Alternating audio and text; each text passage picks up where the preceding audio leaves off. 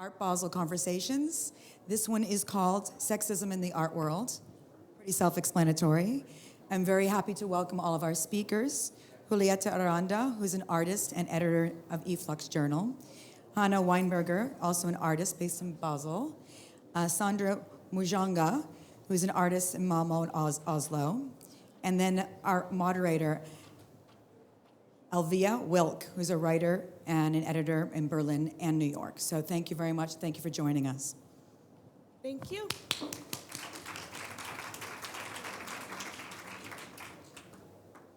Thank you for coming, and thank you to Annelie Graf and everyone at Art Basel who's made this conversation possible. The title of the talk is Sexism in the Art World, and that's more or less what we'll be talking about.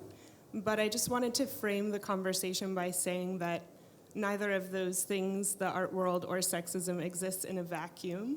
So just like sexism is just one kind of discrimination and abusive power among many others, which it intersects with, which is why we get the word intersectionality, the art world is not its own universe. It's embedded in a whole other world of contemporary capitalism, and I think exceptionalism, when we talk about art world, becomes a little tricky because we have to identify what our problems are specific to the art world and learn to see them, but can't forget that the structures that perpetuate sexism and other kinds of discrimination are pretty vast, and we should be confronting them from a structural point of view.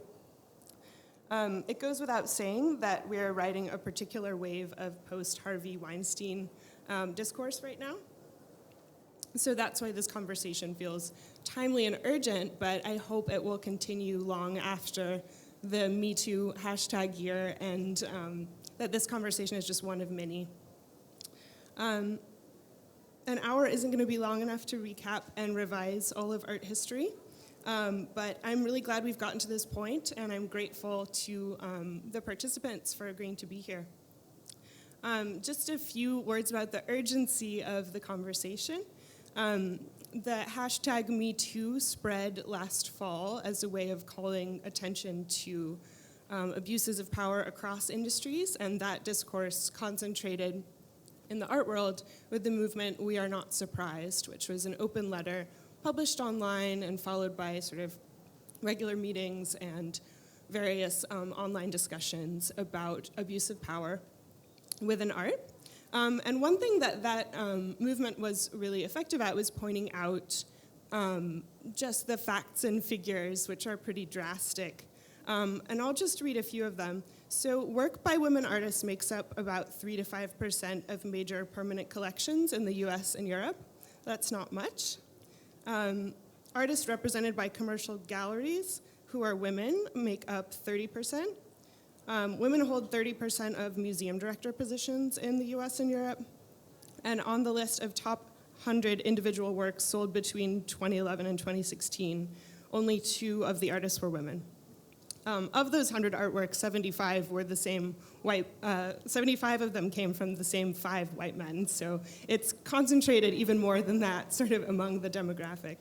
And if you want to buy women's art at auction, there's a 47.5% discount, so that should be an incentive as well. But those statistics, as helpful as they are, and as much as I want to emphasize them and sort of, reinforce that closing the pay gap, et cetera, is really important, they only highlight part of the problem, and there are a lot of more subtle things going on, or things that are totally hidden, and those make up sort of these, structural issues that I think we'll start to get at today. And also just to say that when you factor in other kinds of discrimination like race and class and ability, these numbers just get infinitely worse. So again, I hope we'll kind of refer back to the idea of intersectionality there. I'm lucky to be sitting here with Julieta, Hannah, and Sandra. And I thought I'd just start by asking Julieta about this idea of exceptionalism that I mentioned. I was talking about art world exceptionalism, but you and I have also talked a bit about the problem of being the exceptional woman artist. So, you're the exception to the rule, you've made it, you're invited, and now you're part of the boys club, and that's kind of the pigeonhole that you're stuck in. So could you speak a bit about the sort of like, the 10 great women to watch kind of problem? I think that's something that I've been hoping not to become, is an exceptional woman or an exception on my field in any way, because of course that as good as it is for yourself or for myself, as good as it would be, it at the same time forces whomever is this exception to continue fostering this. It's like the weight of proving yourself not only as exceptional, as incapable of failure, let's say, but also it's a spot that, because it's an exceptional position, it can only be occupied by one person at a time. So it prevents you from bringing other people with you. It prevents you from actually doing something meaningful, because that means that at the moment that your tenure is done and you retire, you did nothing tangible for the women that come after you. So I would hope that whomever comes after me in the grants that I occupy, I'm Mexican, I'm an artist, whatever else, whichever battle I fight does not have to be fought by the people that come after me. That this is something that I can, and that I can somehow deal with. And that's part of not being so exceptional, but understanding that I'm part of a much wider demographics. Yeah, I think the only way to stop being the exception to the rule is to change the rule. I think that, the way that you talk about bringing other people with you, but also changing the conditions under which power abuse can occur, rather than just sort of focusing on numbers and making sure things look relatively even, is something I'd love to ask you about too, Hanna, because you work with large groups of people often, and you coordinate others in your projects, and you have a project right now at Art Basel upstairs that's hidden, so everyone has to find it themselves, and it involves a lot of friends and other people you know. Could you talk a bit about what it's like to organize groups of people with these issues in mind? Basically, I'm not really like organizing, I'm just inviting or bringing friends, including people into my life, but also into the work I'm interested in. I think concerning that question, the interesting part, also the start of this conversation, is that I question myself sometimes, so what are these parameters? So what is this system? And what does it mean, this kind of sexism in the art world, but the art world itself? And then also in a micro perspective, dealing with a specific maybe system or organism and trying to figure out where is a necessity to do something. And then point at that. And maybe that already is kind of an intervention that invites also others to think or to be part or to activate. But it's not just a gesture, it's difficult to kind of make a concept or to invade, let's say, maybe like act like a parasite in a way on your own basis of whatever your experience is or your position. But I think it's always, I know it's a common term like this process discussion, like processing, but I think that is the way that through process or through a specific start from coming from a necessity in a way, even if it's just a feeling, even if it's just an emotion or whatever, a lot of things can be done. And I like to be hands-on. I don't know if it answers your question, but maybe that's just what I'm thinking about currently. Yeah, definitely. And it's moving in an interesting direction, which is this, I always hesitate to ask, especially women artists, what your work is about, because it suggests that you have this burden to have, aboutness, meaning about your gender, about your race, about something to do with your body and your identity. And I worry that we've talked about this a bit, this assumption that if you're in any kind of marginalized space, that your work is necessarily about that, and that people might read about it and write about it in that way. Maybe Sandra, you want to talk about that a bit? Do you feel that pressure that your work is about you?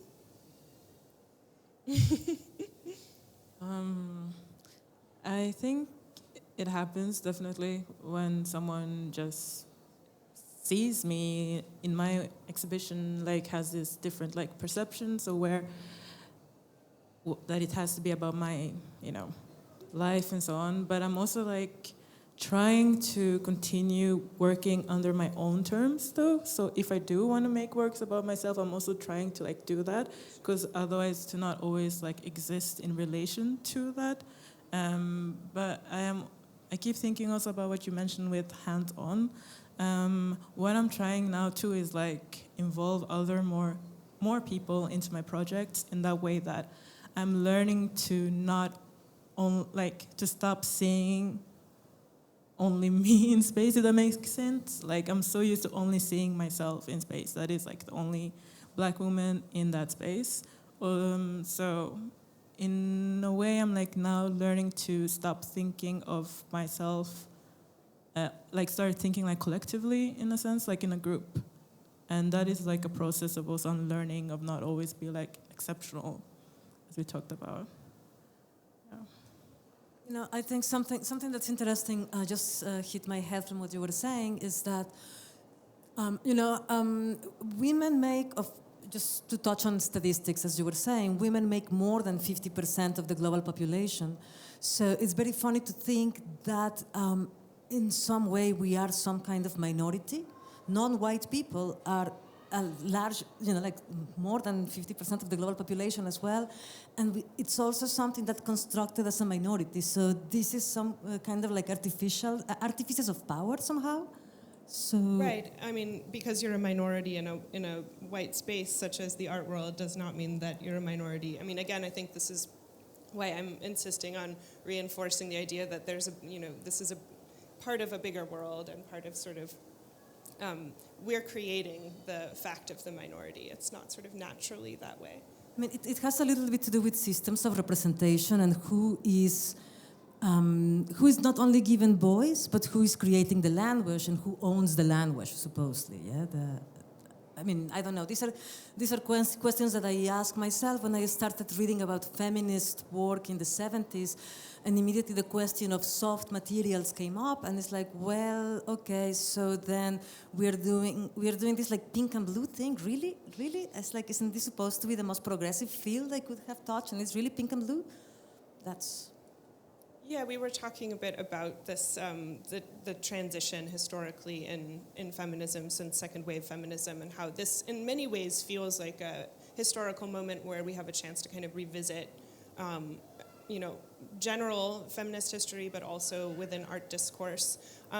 Do any of you sort of look back at feminist discourse? I mean, I guess you mentioned that you are reading about it now. Do you look back at sort of predecessors from a previous generation of women or women adjacent artists? I mean, it's a pretty overwhelming subject from my point of view, especially because time is changing constantly and the world is changing, and in some ways not, but in some ways yes. And I always try to just, let's say, think from my point of view, and maybe not refer to another time or to another space in a way. So this is like, I'm also I have this question maybe to you, how to deal with this, because thinking of the world in a global way is for me a very overwhelming situation. Like it's kind of blurb. And so this looking back and looking forward, I think is in any way is very important, but also just on a very, maybe I'm always going back to this kind of grounding situation, but like on a small level, like how, like I realize now when raising kids, what it means to look at the world in like fresh eyes, like the word to use, the language, it's not just a spoken word, just the perspective from where you look, that's really the most crucial thing, how you wander the world. And as soon as I look back or I start to compare positions, I'm in a limbo. I'm just stuck. But you have, or maybe you have a nice language to kind of, conclude your thinking or your process in that. I mean, I guess this goes to just with what I answered to you before about exceptionalism. I look back and I look forward, and I look a lot to women that have, of course, fought my battles for me before I even was aware that there were battles to be fought. And, I look at what they have done. I also understand that there has been a divide and conquer strategy somehow that exceptionalism fosters. So I've made a kind of effort to befriend people across generations, older artists and younger artists. And then I also think about who comes after me and what can I do to, it's also, again, the same thing that comes with having a kid. I also have one. How to make it a little bit so that the battles that they fight are not as hard as the ones that I fought. In the same way that I don't have to be now dealing with voting rights or the right for wearing pants, or I could have an abortion if I wanted. I also want the people that come after me, artists that come after me, to sell their work as expensive as a man sells, or to not be asked if they will continue being artists after they have children. Yeah, so it's the same, but I'm more like present, I guess, because I think, especially now online, I've found so many more communities that are more related to very much specific or closer life experiences. So it's like looking back, and at the same time, it's also asking myself, like, when did feminism really happen for me, and why did I not call my mom a feminist, for instance, but I still thought of her as a feminist? So it's like also this thing with like language and when that happened and how that's related to your kind of experiences. Yeah, I think language can be powerful in shifting a dialogue, but it can become extremely limiting very quickly. So again, I mean, finding a way to continue the conversation after this year is going to be really interesting to see how that goes.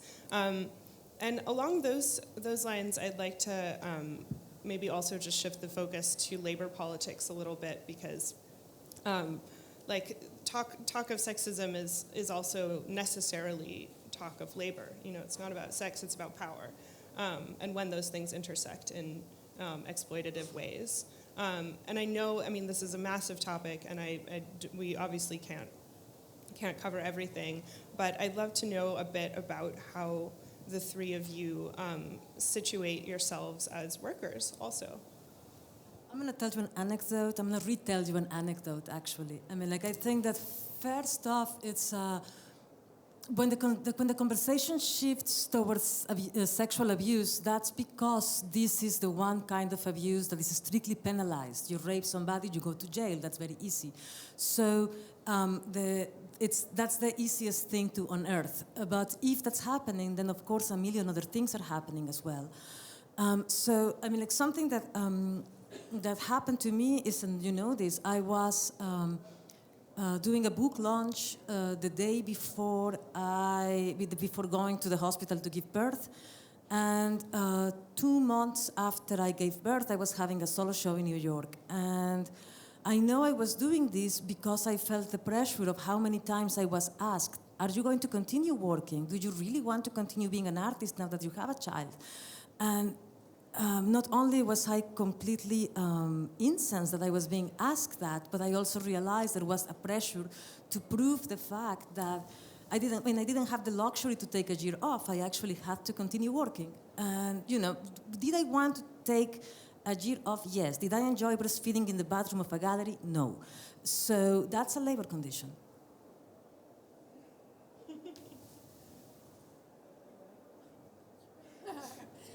Well, my condition is also interesting. I'm self-employed. I luckily have a job. Practicing. Basically, my job is located in my interest, which is working at the Art Institute in Basel.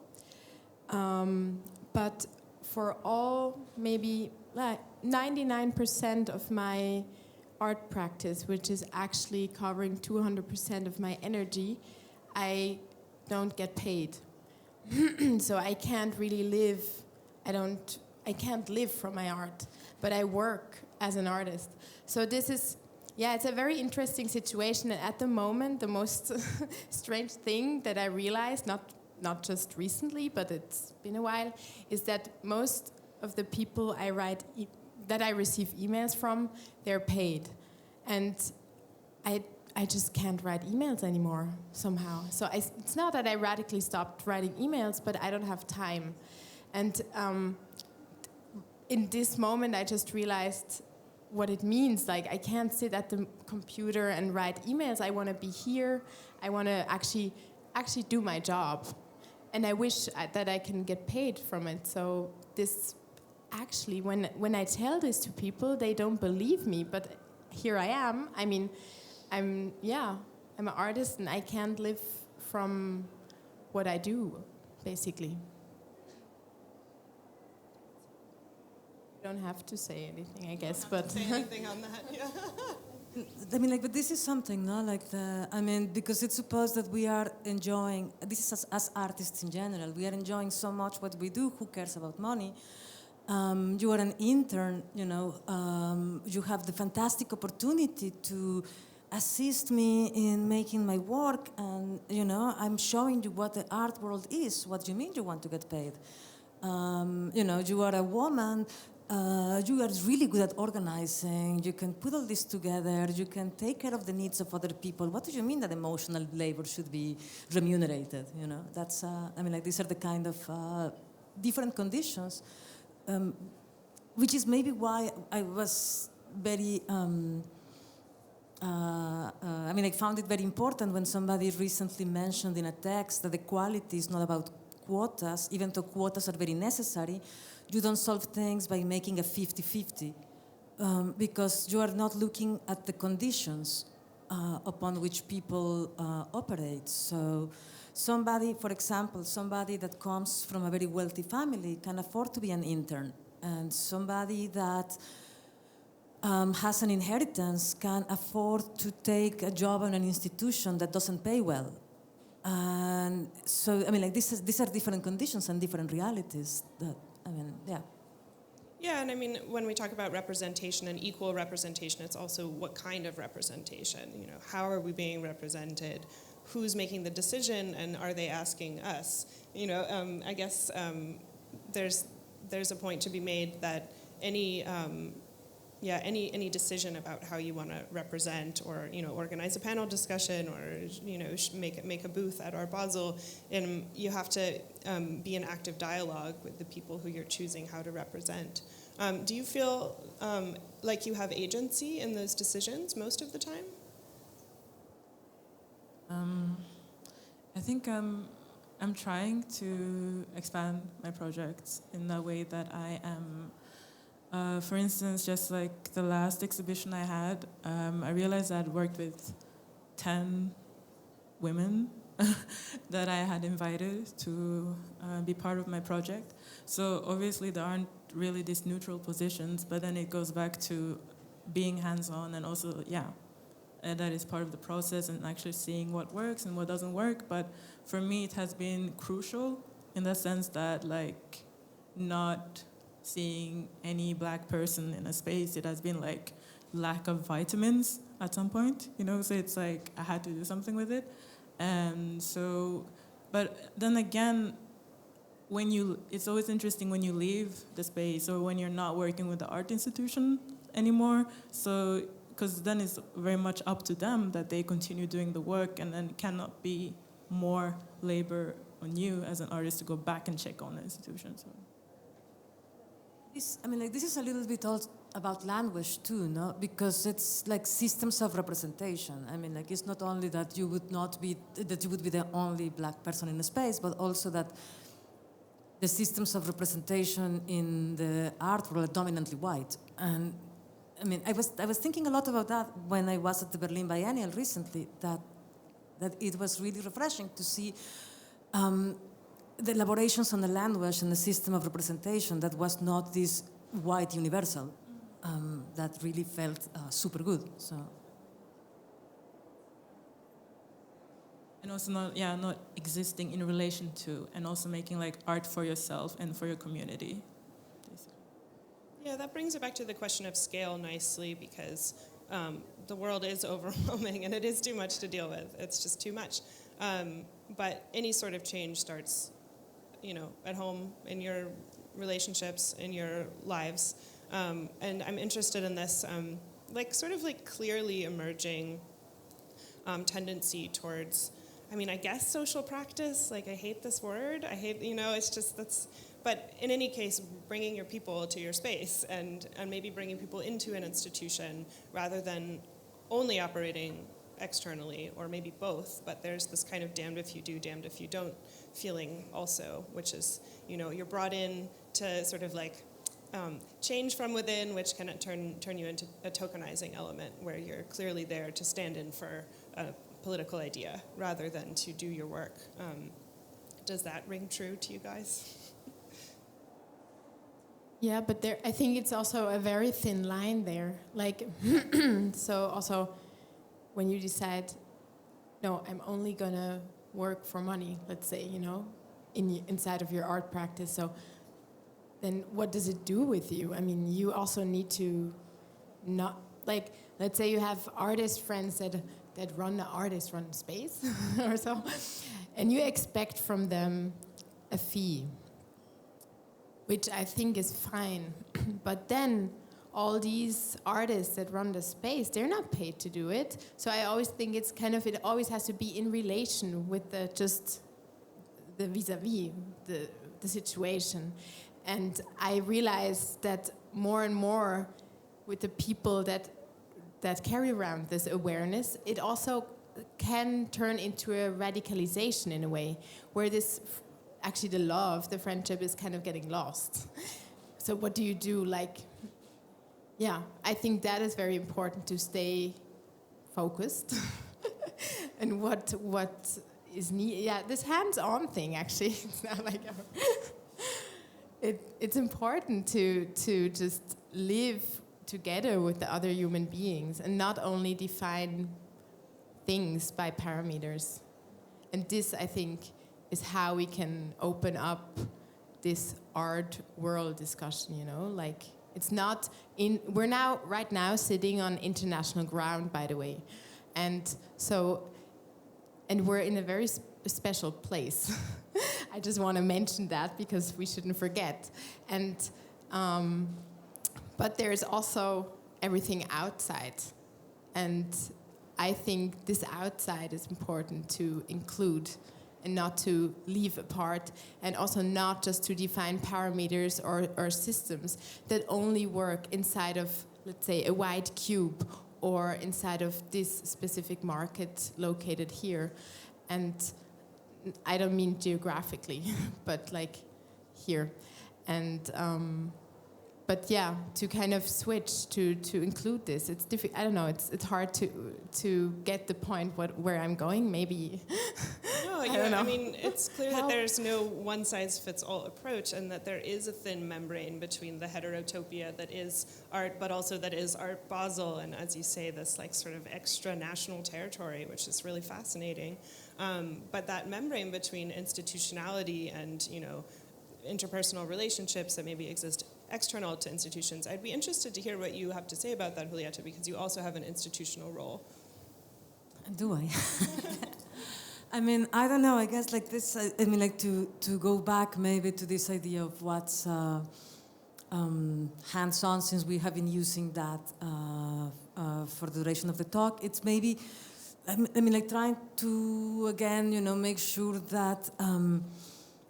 That whatever it is that I'm doing, and I have a very hard time seeing myself as an institutional person, but okay, that is not reactive only, yeah, that it's not just against, but that it's actually something that can be considered as active, in the sense that I can propose things beyond criticizing structures, that I can actually not just complain, but that I can find avenues out of whichever place I find myself in. Hands-on. Hands-on, yes. And also because, I was also talking about that. This is, I have heard this, I also told you this, I have heard this phrase thrown around so many times when people are organizing anything. I do organize a lot of events sometimes. And the most dreadful sentence comes, which is, oh my God, we need a woman.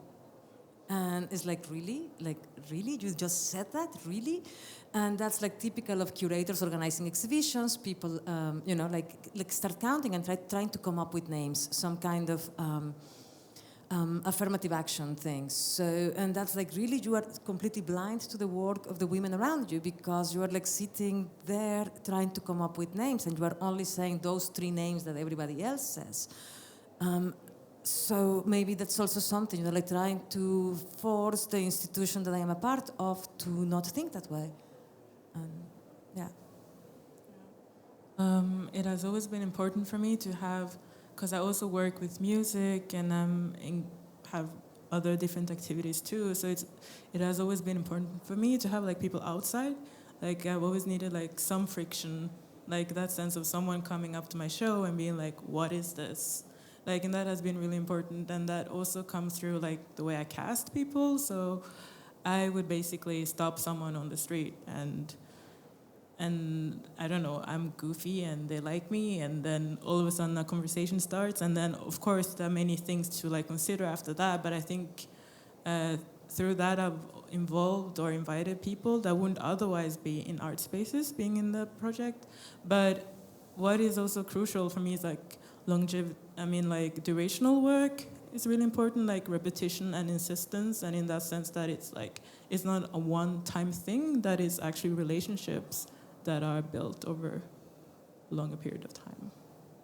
And something that comes to mind from what you were saying also is like the space of art itself, right? How welcoming it is to people that are not from a particular, that are not part of this particular demographic combination. I'm sorry to say it like this, but a combination of whiteness and wealth. Yeah, so how welcoming, how easy it is for people that are neither of those things to enter the art space, to enter the artwork, to inhabit it, and to feel at ease, and to feel at home. Yeah, and I noticed like there's plenty of like self-policing and like a specific like performance into like fantasize almost like art language. So I think it's interesting also when I work with like electronic music that someone would come up to me and be like, yeah, like that, or whatever, or they would just like have a specific language to talk about music. While when they would talk about other elements of my exhibition, then it would be more hesitant, because then it's like a fear of almost failing in a test or something. Yeah. I think it's also a lot about, accessibility, right? I mean, thinking about that, like, where does this, or what, not about serving or anything, and definitely not education, but like just accessibility. And I guess that can be in very different ways. Yeah. I hesitate to talk about like the internet, but like as such, but a couple of you have mentioned the way that like online communities and online discourse have maybe like changed the way that, you know, your people and your space are defined. And you work a lot digitally, I guess, broadly speaking. And I also, it's hard not to notice the role of online discourse and social media in the way that all of this is being talked about right now.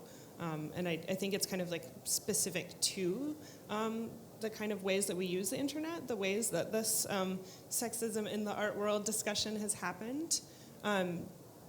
Yeah, what do you think about that?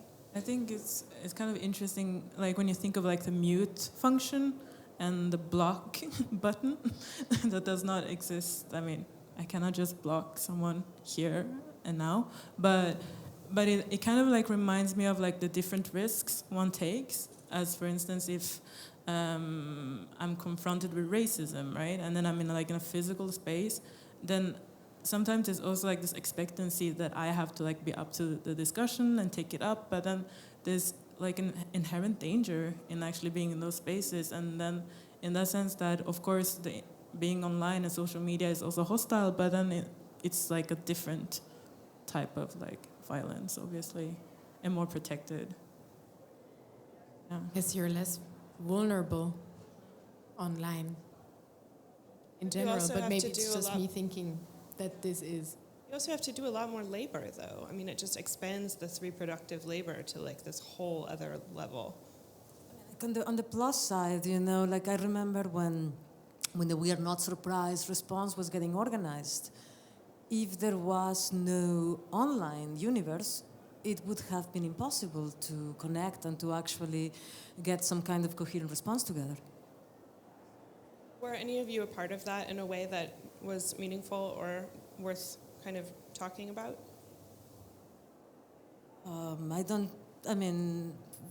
I think it was an agreement that there was no names. It was I think everybody had a kind of.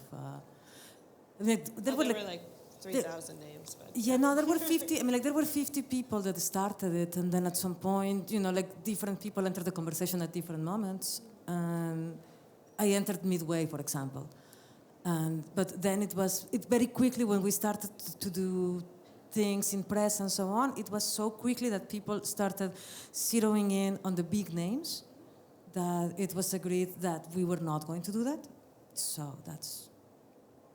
Yeah, that's also a function of exceptionalism. And of course, the idea would be to not perpetuate the same power structures that only look at a few people.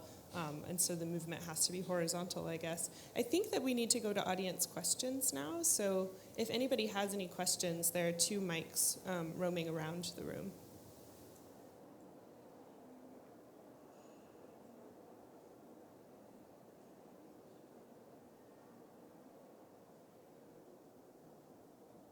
Thank you. I wanted to ask, do you know the outcome of We Are Not Surprised? Has there been any positive outcome or something constructive to address these issues in a really effective way?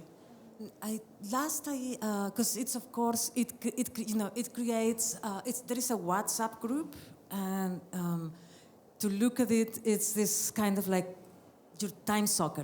You start looking, and then next thing you know, 6 hours passed, and but the last time I was checking, which was 2 days ago, is there is this proposition of creating a code of conduct. It's a little bit inspired, I guess, by things like what the group WAGE does in the United States, which is WAGE standing for Working Artists for the Greater Economy, and it's a group that it's really insisting that artists get paid fees and fair compensation for artistic labor and so on. So there is the idea of coming up with a code of conduct that can be adopted by institutions and so on in regards to sexism and the broader idea of what abuse of power consists of.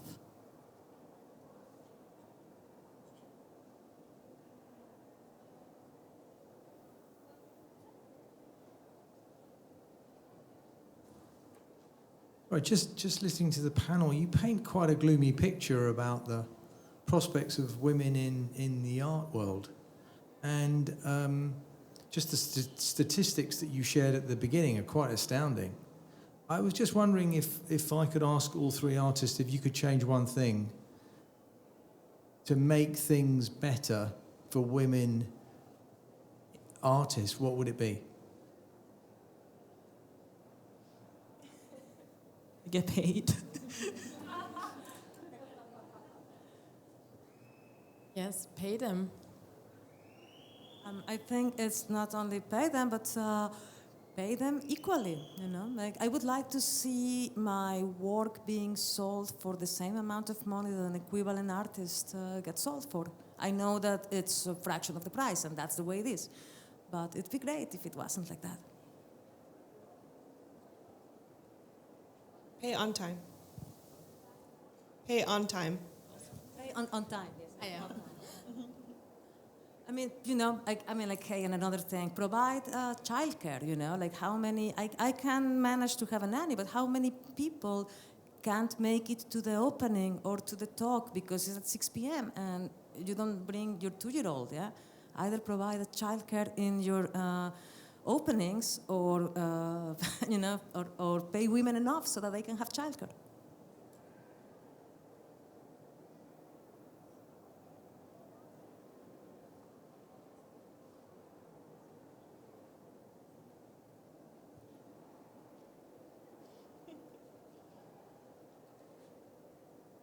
Thank you. I'm asking questions because there's no.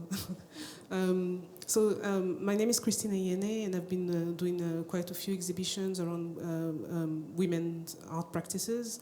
And I was really surprised when I saw the "We Are Not Surprised" letter, like all the signatures, and I signed the letter, and I saw some people I know signing the letter, and I was wondering whether there isn't like a conversation that we can have beyond those, like, signing the letter or being in attending a discussion like this one, but like, what do you think?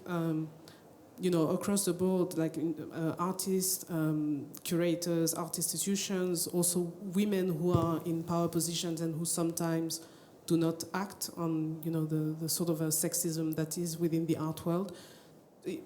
According to you, what kind of conversations or actions could, be taken? And I'm particularly thinking about what you were saying about you're thinking in terms of your own practice, but also what legacy you're leaving behind. I happen to work with the artist Lubaina Hamid, who's actually been like one of the few women in England who's been doing exhibition for black women artists in the UK since the 80s. And in terms of her practice, that's very much what she's doing and what we're trying to do to sort of support younger artists and sort of, try to get institutions to embrace the idea of cultural diversity within the art world. So it's just a question to you.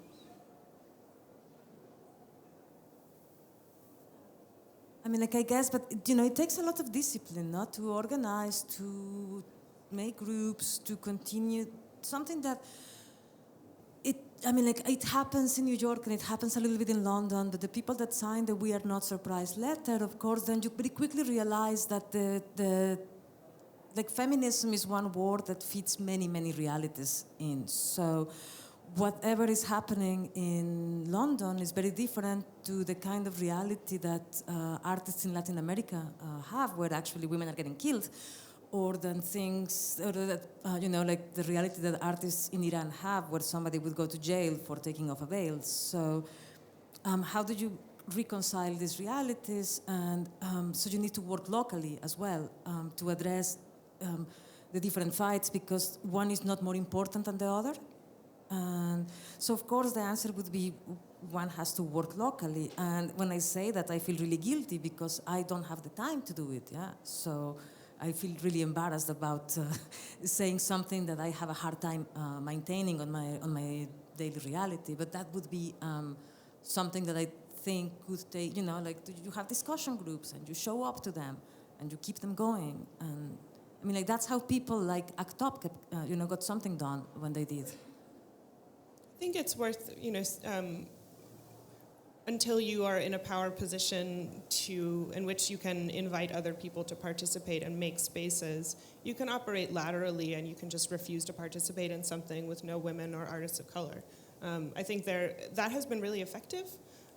If boycott is a strong word because it's usually a smaller group of people, but if you can just get people to agree to not participate in something unless it's properly done, I think that's been shown to work. In this case, many, many, many people could relate to it. So I think that's what also made the point. It's not just like a subject or a condition or, some that is far away. You can relate to it, you live with it, you try to, It's in our brains. I think we're living with it, and I think it's an interesting time that we're in, where it's like beyond this kind of global idea. It's kind of going into this localism, and so I'm very curious where to go, where it's gonna go, our time.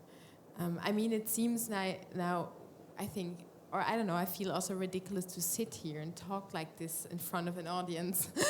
I guess there are many people in the audience that have maybe more to say to this kind of subject. So if someone wants to add something, please do, and not just ask questions. You can ask questions, of course, but please feel free.